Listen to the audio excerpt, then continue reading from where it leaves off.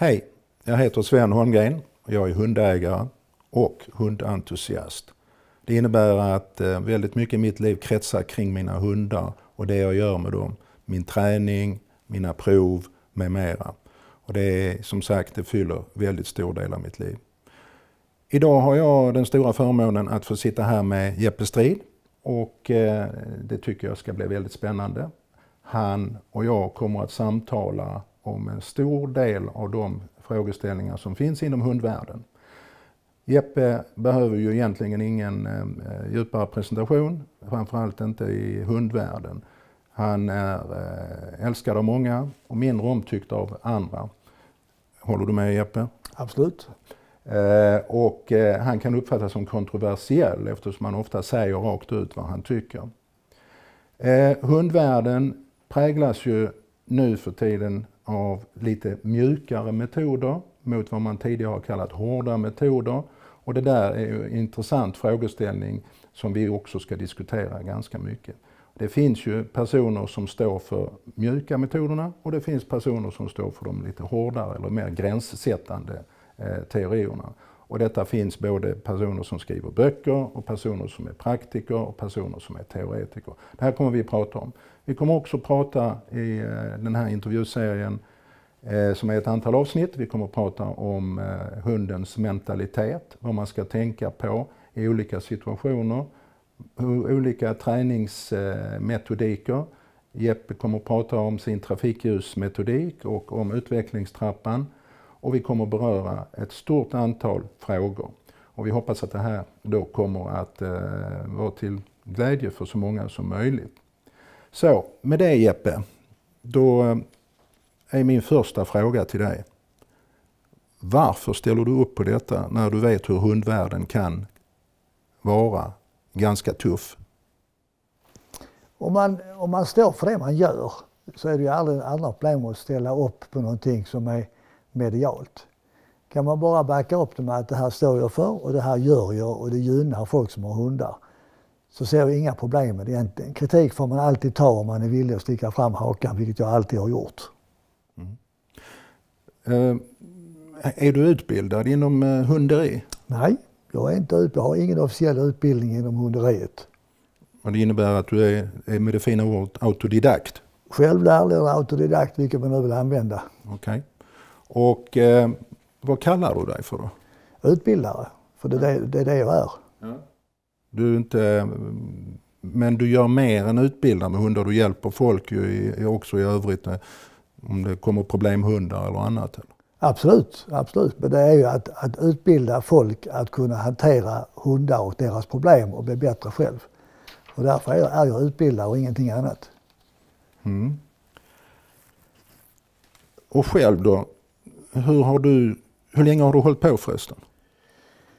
Jag var 19 år när jag träffade min kära hustru som jag fortfarande är gift och har ett bra förhållande med. Och där började egentligen min hundresa kan man säga. För att Kerstin hade schäferhundar på gården. Och där började vi jobba liksom med hundar i det avseendet. Och sen har liksom bollen rullat på åt olika håll. Det svaret kan bli långt. Jag vet inte vilket svar du är ute efter. Ja, du började när du var 19 och du är nu 70. Ja, det är många år. Det är många år. Och du har hållit på med kursverksamhet? I över 40 år. Ja. Du har ju även gjort annat än bara utbildat. Du har skrivit böcker vad jag förstår. Jag har skrivit 3 stycken böcker, ja, och jag har gjort en del filmer på instruktion både på hemsidan och som jag har sålt över nätet. Ja. I min korta presentation av dig, där jag sa att presentation egentligen är onödig, så nämnde jag att älskad av många och mindre omtyckt av andra. Vad reagerar du på det och hur tänker du? Jag har en lite annan bild, det är helt rätt att du säger, men jag har en annan bild att om du är älskad av alla så är du ingenting i min värld. Utan antingen så står man för det man gör och bevisar att det fungerar och är villig att ta den kritiken som kommer och också villig att ta det berömmet och det man lyckas med på ett rätt sätt. Men det här med att man ska få alla med i båten, vi är så olika och hundvärlden är så otroligt känslig. För hund och katt är ju liksom människans bästa vänner och det är så känsligt område så att du kan aldrig stå för din åsikt utan att du får mothugg. Mm. Men det folk säger är ju att du är ganska öppenhjärtig i hur du säger saker och ting. Känner du det själv? Har du någon gång tänkt på att mjukna upp den lite grann eller? De som har jobbat för mig under 40 år, vilket en del faktiskt har med olika hundar, har ju sett att jag har förändrat mig på vägen, vilket är positivt. Alltså en människa som gör någonting i början och håller fast vid det i 40 år, den har ju inte varit med om en utveckling. Så jag hoppas ju att jag har utvecklats under resans gång, för att alla de fel jag har gjort exempelvis måste jag ju lära mig av att de ska man inte repetera och göra om igen. Och allt man har lyckats med ska man ju förädla och göra ännu bättre. Jag har ju själv gått med 4 hundar hos dig. Och som jag sa inledningsvis, din filosofi och ditt sätt att se på saker och ting, det har passat mig bra. Det fungerar. Det som jag har haft varit lite svårt för är just ibland är du väldigt, väldigt tuff på ett sådant sätt att folk nästan skyggar lite grann. Men det innebär också, har jag upptäckt, att det är mycket attention på vad du säger. Det blir inget skitsnack på planen när man jobbar och jag känner ju att det blir effektivt. Är det som är din mening? Men det är tufft för de som kommer hit där, det är helt klart att man inte får hundarna, men för förarna. För de måste vara vaksamma, de måste utvecklas, de måste lyssna, de måste göra sin läxa för att komma framåt. En del är inte i båten och det är där kritiken kommer ifrån. Och de har jag inte intresse av. Kommer du hit till mig och inte vill ge 100% i de 6 veckorna som kurserna är nu, är jag inte intresserad av dig som kund. Det finns inte. Jag lägger inte energi på, jag ska testa, jag ska ge han en chans, jag ska se ifall det passar mig. Den kursen är jag inte intresserad av. Och varför jag lite grann fokuserar på detta är ju för att det är den kritik som jag skiljer när man pratar med de här 2 lägerna, om man är pro eller con, Jeppe Strid. Gör du själv fel? Massor. Fortfarande? Ja då. Alltså den personen som går upp på en morgon och säger att han ska inte göra fel, den vet inte vad en dag innebär. Men det som folk ska tänka på, det är att ett fel ska registreras för att inte repeteras. Men väldigt många gör fel och försvarar felen och säger att de är rätt. Och då är man ute på halt vatten. Eller hal is heter det egentligen. Mm. Och din erfarenhet av olika hundar, jag vet att du har haft jakthundar och andra raser. Kan du berätta lite grann vad du har haft och hur många själv? Jag började med brukshundar hos Kerstin med schäferhundar. Och sen så gled vi in på jakthundarna i samband med att vi flyttade till Svenstorp där jag skötte jakten i 23 år. Och sysslade nästan bara med jakthundar och jakthundsutbildning. Och jag har haft mycket olika raser som tyska raser och engelska raser och liknande. Och mina stora misstag var väl egentligen att när jag tränade hundar och lyckades med en typ av hund och hade betydligt mindre kunskap än vad jag har idag, så tänkte man det är den resan, det är så man ska göra. Så ska man göra när man tränar hund. För det passar ju den hunden och jag nådde ganska stora resultat på vissa hundar. Och jag trodde man blind på det, vilket visade sig att det var helt fel. För nästa hund passar ju inte alls in i den mallen. Men det trodde man, men det gick med förra hunden, ska det gå här också? Det gjorde det ju inte. Så att där fick jag lära mig den hårda vägen att det här går inte. Utan jag måste anpassa min träning och hur fort man tränar, hur fort man utvecklar, hur tydlig man är, hur mycket krav man har, hur mycket motivation man har för att hitta rätt nivå för den hunden i fråga. Ja, det är intressant. Vi kommer nog tillbaka mer till det där med vem som styr träningen så att säga. Det kan vi säkert göra. Du driver hundägarskolan och det innebär att man utbildar hundägarna. Ja, alltså om folk frågar mig vad är problemet i ett ekipage?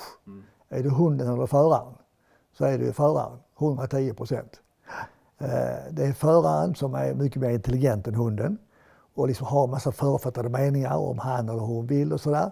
Och därför så tycker jag att om man fokuserar på samma hundkurs, så det är alltid folk skyddar sig med att ja, men det är hunden, det är min hund. Det är inte intressant. Det är vad du gör med din hund som visar resultatet. Och därför är det en utbildning för dig som hundägare. En kort anekdot är ju du som ska prata, men den korta anekdot är ju att på din första träning som jag gick på så pekade du och sa, hade jag fått välja så skulle inte du ha den hunden, den skulle du ha, och du skulle inte ha den hunden, den skulle du ha. Då hade ni inte behövt gå här. Vad menar du med det? Jag menar att om man köper en valp, en kull på 8 valpar, man får en valp där, 8 veckor gammal. Och jag är mjuk, exempelvis försiktig och tycker inte om att ta plats och allt vad det heter. Och så har jag fått en tuffing. Det är en svår kombination. Tvärtom, tuffen Nisse kallar vi han. Jag tycker om hundar som lyder och så vidare. Och så har han fått den som är väldigt försiktig. Det är det svåra. Det är det svåra att få ihop det här ekipaget. För att den tuffe Nisse, han vill vara där.